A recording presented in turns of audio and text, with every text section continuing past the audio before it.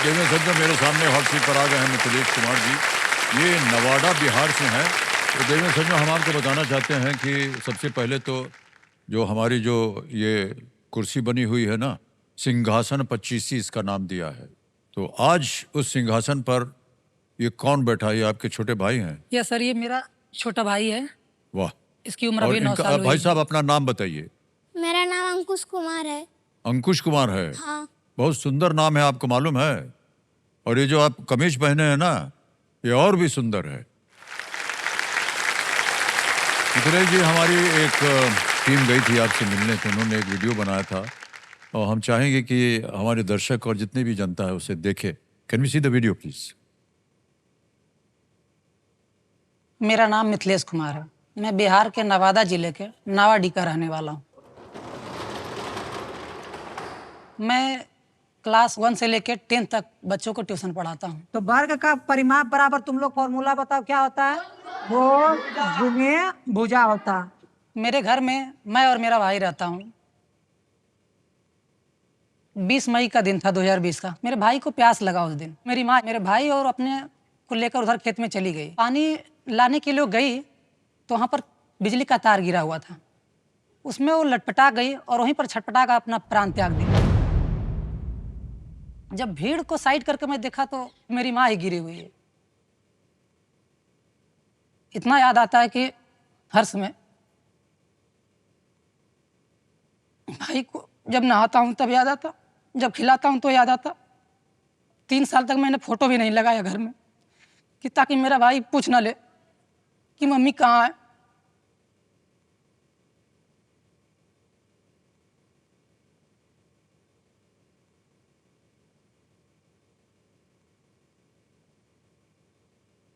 माएँ इस दुनिया से नहीं जानी चाहिए, क्योंकि अगर आज मेरी माँ होती तो मैं इस परिस्थिति में नहीं होता।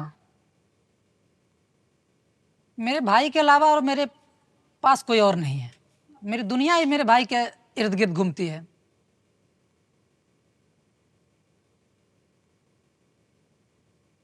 मैं भैया से बहुत प्यार करता हूँ।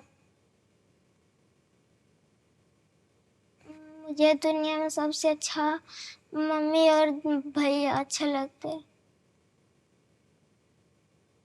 मिथिलेश साल 5 साल स्ट्रगल से किया है।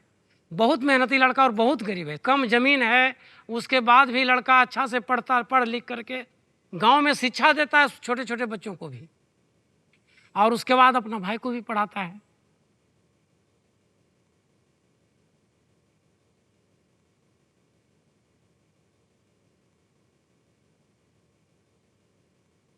मेरी मम्मी की बहुत याद आती है। जब ऐसा बात सुनता था तो मेरा कलेजा कट जाता था।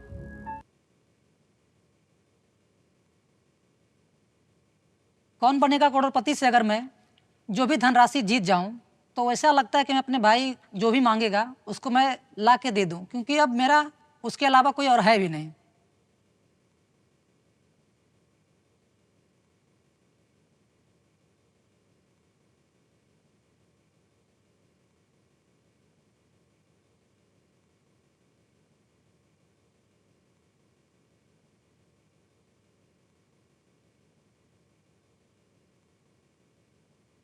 मिथिलेश जी, आपकी भावनाओं को हम समझते हैं। आप एक अच्छे इंसान हैं। आप देखिए, 2 तरह की भूमिकाएं आप निभा रहे हैं। एक भाई की भूमिका निभा रहे हैं,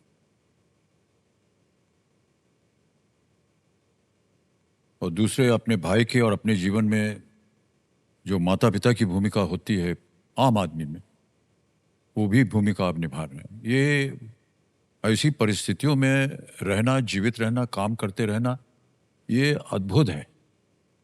और हम आपको बहुत बहुत बधाई देते हैं और आशीर्वाद देते हैं कि आप आगे चलकर सफल हों और जो कुछ भी आप अपने भाई के लिए कर रहे हैं उसमें उनको ख्याति मिले और एक दिन वो यहाँ पर बैठे हों केबीसी में खेलने के लिए। हाँ।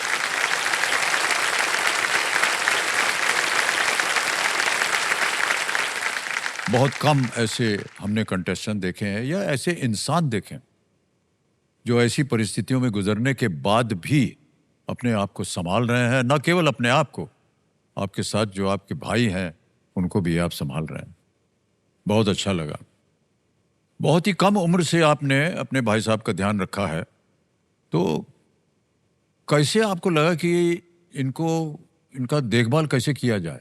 सर बचपन से ही मैं और मेरी माँ ही इसका ख्याल रखा करते थे। जी जी जी। और मेरी माँ कहा करती थी, ये तुम्हारे लिए तुम्हारा भाई नहीं है, तुम्हारे लिए तुम्हारा ये बाबू है। इसके साथ कभी ऐसा कुछ मत करना जो एक भाई भाई में आजकल दिख रहा है, जी जी। इसलिए इसको अच्छा से ख्याल रखना। पापा हमको बचपन में ही छोड़ के चले गए थे। माँ के जाने के बाद ऐसा लगा मेरे भाई के अलावा और कोई नहीं रहा इस दुनिया में।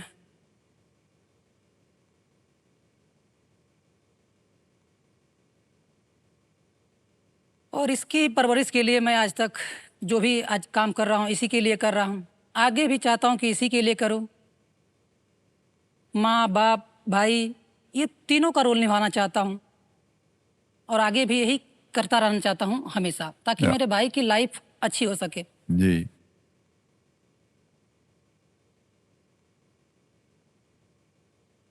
हम चाहते हैं मिथिलेश जी कि जितने भी आपके अच्छे इरादे हैं आपके मन में वो सब के सब पूरे हों। हम चाहेंगे कि आपका भी जीवन आज यहाँ से एकदम पूरी तरह से परिवर्तित हो जाए और जो कुछ भी आप अपने जीवन में देख ना पाए हों, कर ना पाए हों, वो आज यहाँ पर पूरी तरह से हो जाए। हमारी यही प्रार्थना है आपके लिए। बहुत बहुत धन्यवाद आपका।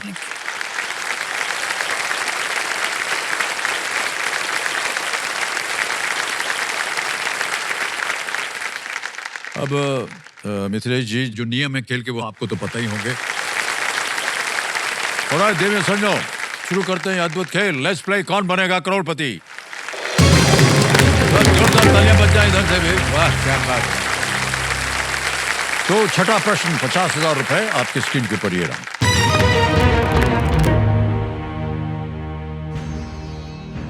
इनमें से कौन सी भाषा मुख्य रूप से बिहार से संबंधित नहीं है?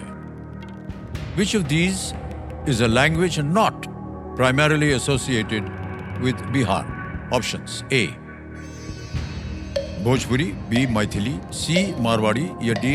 मगही?